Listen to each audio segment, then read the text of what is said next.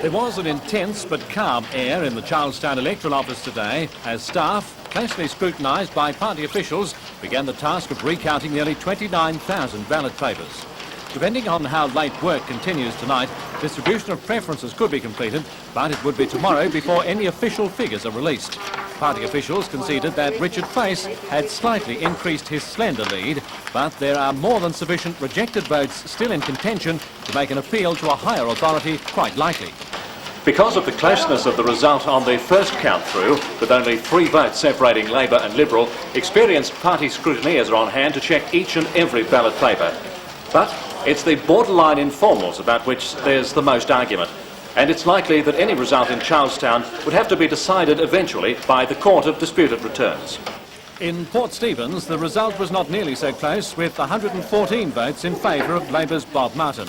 Preferences are expected to be distributed there tonight, but it's unlikely the result would be reversed. Liberal candidate Bob Scott has already said an appeal to the Court of Disputed Returns is possible over alleged irregularities leading up to and on polling day. It remains to be seen, though, with the coalition commanding such a strong lead in Macquarie Street, if the Liberal Party, which called today's recounts, considers court appeals worth the huge expense involved.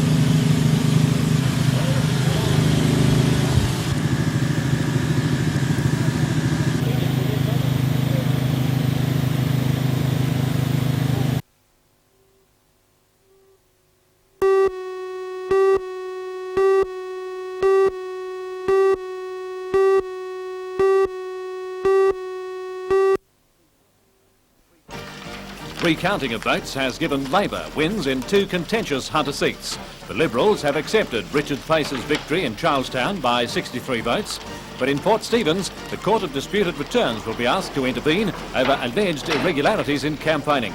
Labor's Bob Martin topped the recount there by 90 votes. For all the news, join us tonight at 6.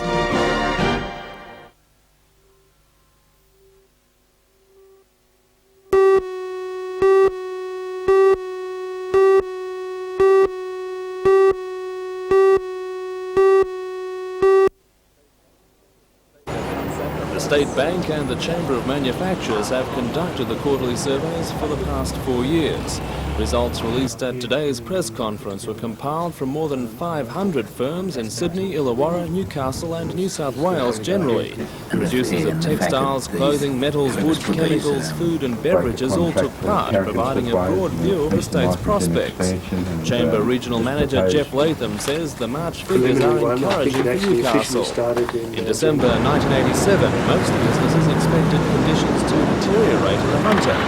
Now a net 8% expect an upswing, and the forecast is that this will skyrocket to 32% for the June quarter, outstripping even Sydney. It's not really surprising, I don't think, to see that this area is starting to pick up, particularly manufacturing industry, when you look at what is happening in this area, particularly investments. Investments include the $500 million Caves Beach Resort, the BHP and Eastern Nitrogen expansions, the Carrington Icebreaker contract and the possible frigate deal. The report also reveals a continuing shortage of skilled labour. It's important now that industry recognises this fact and hopefully decides to train people and to perhaps take on more apprentices. The survey results themselves will help feed confidence in the Hunter district, and Jeff Latham believes that optimism is justified. I think it's time that we communicated to the outside world that this area is picking up, that this area is going ahead, and that they should change their attitude, because they are wrong if they say that that this area is going downhill. It's not. It's quite clear from the survey that that business confidence is picking up, and that's the start.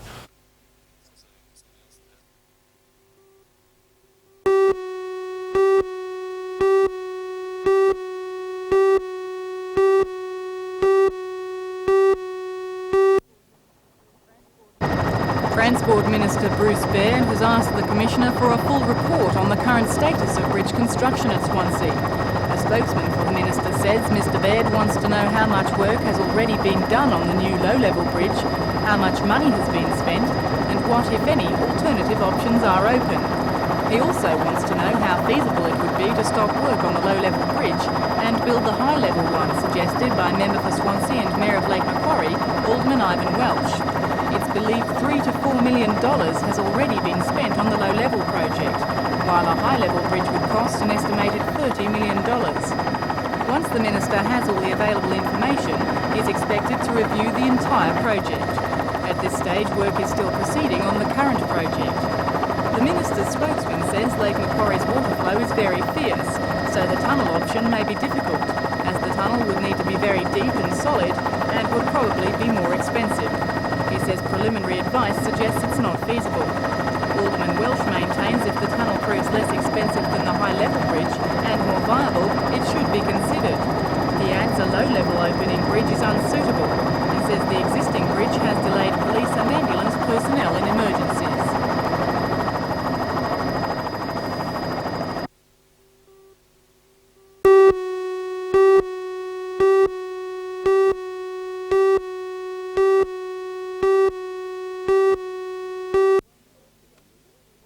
Pick up here. 51-year-old Kevin Baldwin has been knitting for the past 3 years. Oh, yeah. The single man says if he wants to keep warm this winter, it's up to him to make sure he does.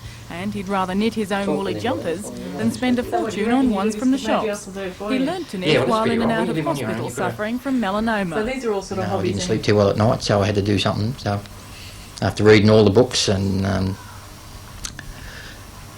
jigsaw puzzles and that sort of thing, I just decided to do this, and it's pretty relaxing. Kevin will travel to Sydney next Wednesday to demonstrate his knitting style at the Australian Wool Corporation's travelling exhibition for male knitters. The exhibition will remain at the Argyle Centre Gallery at the Rocks until April the 23rd. Kevin's entry is a ribbed boat-neck jumper, which he says he feels better than the model. He says most people are very supportive of his hobby, and he's proud to say he jumped in at the deep end with his first knitted creation. I started right at the top doing fair rolls. Start at the big ones and work your way backwards. How did you cope with a fair isle in your first attempt? I just about went up the wall. But I got there.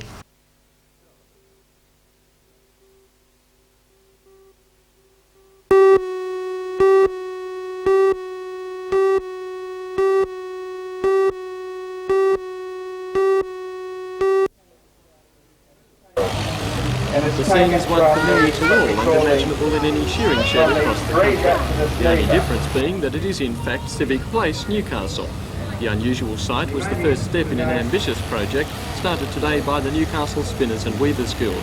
Fleece to fashion, the creation of the three-piece suit from 2 fleeces by Monday has been more than a year in the organising. The 2 sheep have been specially prepared, both kept out of the spring shearing to ensure a maximum fleece. However, this morning was their hour, so they and the shearer provided the raw material for the project, which moments later was inside the hall being skirted to rid it of knots. Next followed the combing and sorting to ensure all the fibres were clean and straight. Then it was up to the small army of spinners to transform the fleece into yarn. The spinners were chosen not only for their speed, but also for their ability to spin consistent fine thread required for the cloth. Later today, enough yarn was available for the weavers to begin their difficult task of creating a checked material. 5 looms are being used to make the different types of fabric required. Spinning and weaving will continue all day tomorrow in preparation for the sewing on Sunday.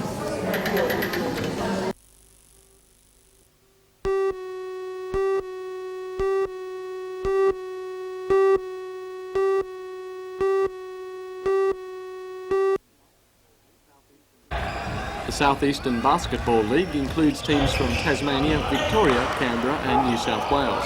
Many of the players use the competition as a stepping stone into the National Basketball League. The South Eastern season doesn't start until mid-May, and the Kenai Classic was organised as a build-up event. The Classic and its $1,000 prize money attracted 6 teams: Parramatta, the Australian Institute of Sport, Canberra, Sydney, the Newcastle Hunters and Grafton, who were prevented from attending by the northern floods. According to Kenai Hunters coach Tom McCarran, the Classic provides a valuable impetus for the team. I think it'll be the major thing that does gear us up for the start of the season. The Hunters are traditionally a strong team, running second on the league ladder last season and first the year before. Today they showed good form to topple Canberra 97-76. Don McCarran expects the team to perform very well in the coming months. Well, they're firing up. They're training very hard. It's a very physical squad. We've strengthened in the squad this year with the return of Stuart McAway from Canada and Brian Dick from a season with the Falcons, so we have a good, strong squad.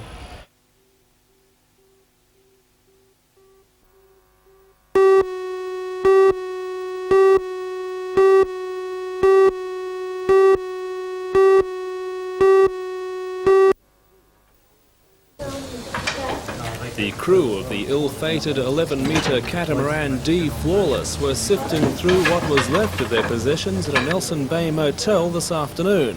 Although they lost almost everything, they're grateful to be alive. 28-year-old skipper Gavin Lazur says their troubles started 70 kilometres out of Lord Howe Island when a fracture appeared in one of the yacht's bulkheads. By 3 a.m. they were in desperate straits. All of a sudden we were hit by a 3 or 4 metre rolling break that just stove in the porthole completely, and basically the boat started to break up from that point. We stayed with it for about 45 minutes, preparing ourselves. You know, we put out maydays on the radio until the radio was under the water, grabbed flares, got the life raft set up, survival suits on, and prepared ourselves for what we didn't know was to come. You know, how long we were going to spend at sea. Right. Well, you sound very calm about it now. What was the feeling at that stage when you're preparing? Pretty hair-raising. It was 3:30 in the morning and squally, probably blowing about 40 knots of breeze, and you know, stuff was going everywhere. Their intermittent distress signal was picked up by another yacht, also battling heavy seas, whipped up by easterly winds of up to 100 kilometres an hour. An air and sea search was launched at dawn, but hours later no trace had been found of the missing crew. Just as searchers were beginning to fear a hoax, the National Safety Council helicopter picked up a weak signal. Shortly after midday they located the life raft. The helicopter and para-rescue team had rehearsed for a similar sea rescue in an exercise recorded on camera last week. Gavin Lazur says the sight of the rescuers being lowered from the chopper was unforgettable. He came out of the helicopter with a grin from here to here, but ours went right to the back of our heads. That's great. Gavin and girlfriend Catherine Reid had planned to sail around Australia next year. It's not known if the $80,000 yacht was covered by insurance.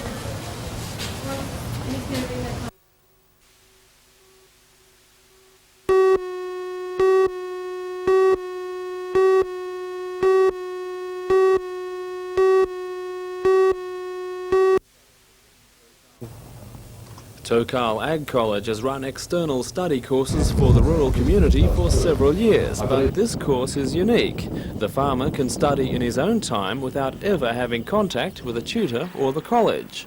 The program is divided into 3 sections, analysing world market forces, the individual farmer's position and prospects for the future.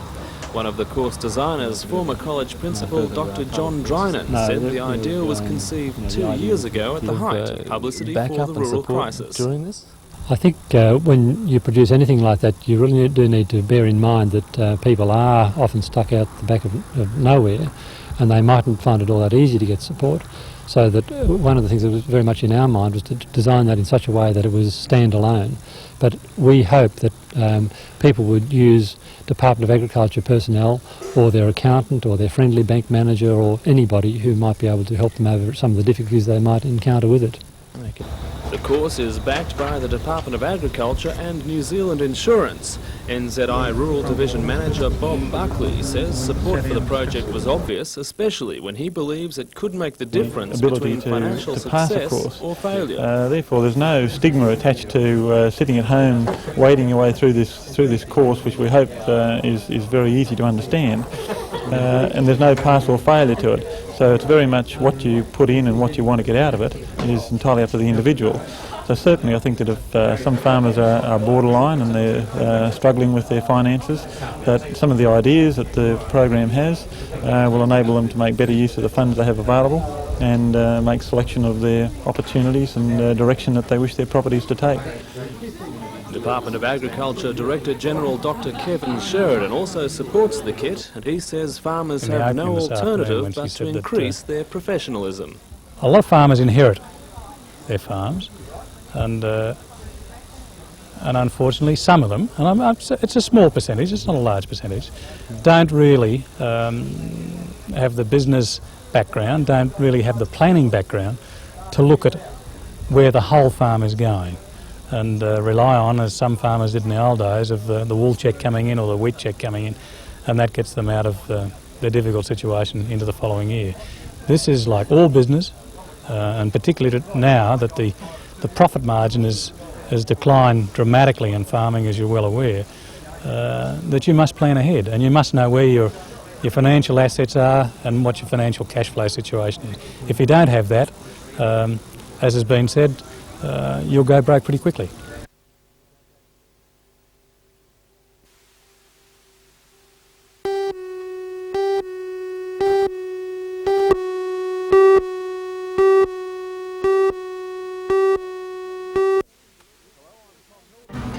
Hello, I'm Tom Hilston. Newcastle Council has taken delivery of the first of 8 palm trees for the city's foreshore. The trees were destined for destruction as a result of expansion at the SRA's Cardiff workshop, but the authority chose instead to extend their lives as a gesture of goodwill to the people of Newcastle. For all the news, join us tonight at 6.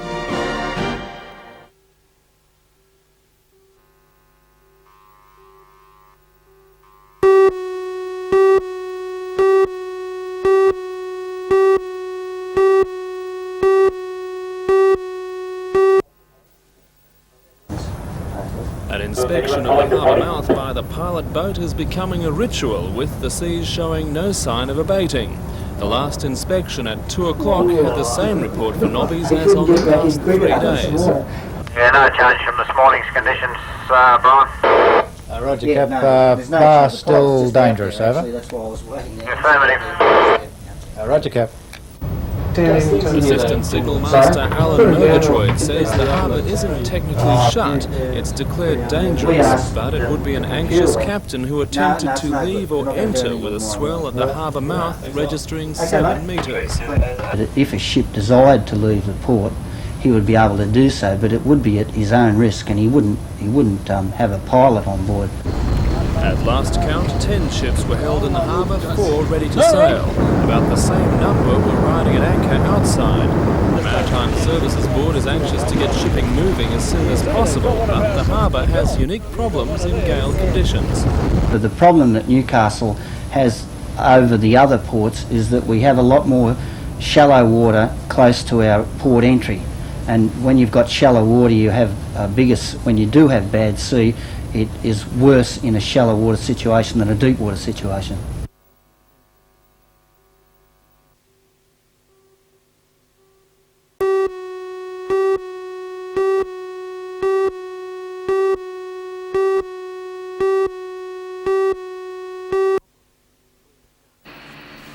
Williamtown Airport operates using the RAF runway and control tower, shuttling passenger flights between RAF operations. With only 80 to 90 civilian flights in and out each week, that is not too difficult. The proposal from Lake Macquarie Mayor Ivan Welsh, however, would see that figure skyrocket and mean major changes. Mayor Welsh believes the airport has potential which is not being recognised and could serve as a gateway to Australia while the second Sydney airport is being constructed. We need an international airbase, sure, but the idea is not to sort of provide something that Newcastle really needs, more so to provide something where the tourists can come into the country. The increase in the tourism at this time is such that Sydney Airport base can't handle it, and while we allow them to go to other states or don't come at all, then we're only killing our own tourist industry. With the high-speed transport that's available now and the 4-lane highway which comes up to within 10 kilometres of Williamtown, I believe these are viable ideas to run people. You could get them down there in 45 minutes from Williamtown to Sydney. Mayor Welsh estimates it would cost up to $25 million to transform Williamtown into an international airport, including the building of another runway and an upgraded terminal. Type of aircraft the Mayor says he's had discussions with high-ranking RAF-based personnel who were positive about the proposal. He says the fact that it is an Air Force base should not mean it can't also serve the civilian population. I don't think it's out of the question. The Air Force uses the base at Darwin, which they use for an international terminal, also at Townsville. So it's not out of the question. The thing is, how do we reshape the answers that we need to make it viable?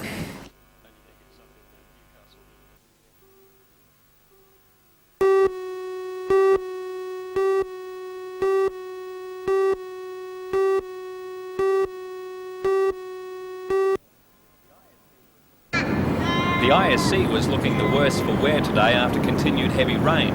It was this that forced the New South Wales Rugby League to change the venue. The change was also called for by Channel 10, which was concerned at having to erect high-voltage lighting equipment in the rain. Knights coach Alan McMahon was philosophical about the venue change, despite losing the home ground advantage. It was scheduled to be played here. The ground's wet, yes, of course it is. I presume the ground's going to be wet in Sydney. They've rescheduled the game, but we've just got to follow instructions. Manly have named a side which is more or less a reserve grade team. Does that make you feel more confident of a win? Well, not really. You know, you've probably got to remember where Manly came in the reserve grade comp last year, which was runner-up in the grand final. They've got a very strong club. Will you beat Manly tomorrow night? David, we'd like to think we would. You know, it's going to be a very hard game, as I said, irrespective of who's in their makeup, you know. We're going to certainly try and win it. We're going to certainly be there to the death. I'm hopeful that we can win it.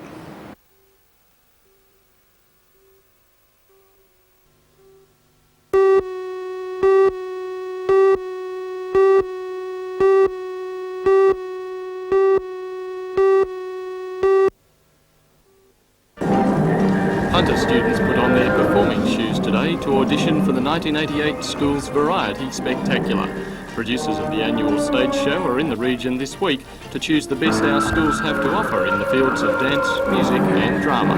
For all the news, join us tonight at 6.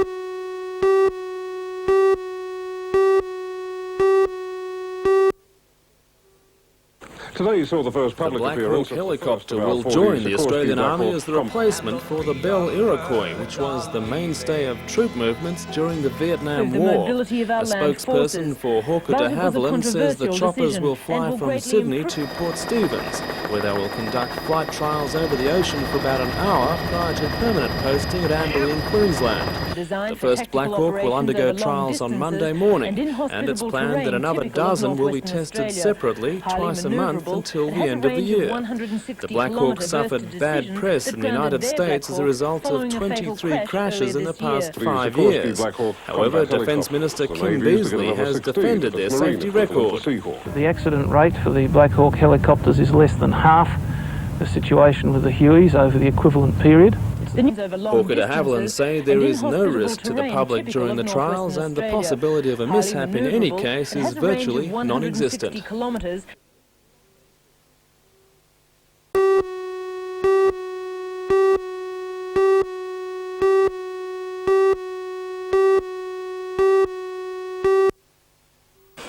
Last year, 800 households in Newcastle benefited from the appeal. This year, organisers hope to help more, provided enough money is raised to buy supplies of coal, kerosene and oil. We want people to donate money. We have a target of $10,000, of which we've now got $3,500 in from the major sponsors. And we also want the service organisations to both establish people in need who need fuel for the winter and also arrange to carry it from the various depots to those people. Volunteer workers say the number of people in need of help is often underestimated by middle to high income earners. Keeping warm in winter seems as natural as breathing, but for many householders it's an acute problem, which reduces them to rationing their fuel reserves. People who simply don't go out in the winter any more than is absolutely essential because they're cold. And the fact of the matter is, over all of the city, there are people in need for this sort of service.